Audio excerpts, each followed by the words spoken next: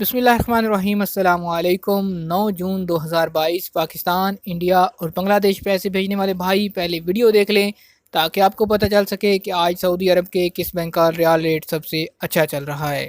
आगाज़ करते हैं सबसे पहले फौरी बैंक से। पाकिस्तान के लिए आज एक रियाल का रेट है 52 रुपये 76 पैसे का।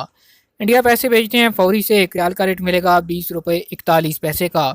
जबकि बांग्लादेश के लिए फौरी बैंक आज का ओपनिंग एक्सचेंज रेट है 24 टका 55 पैसे।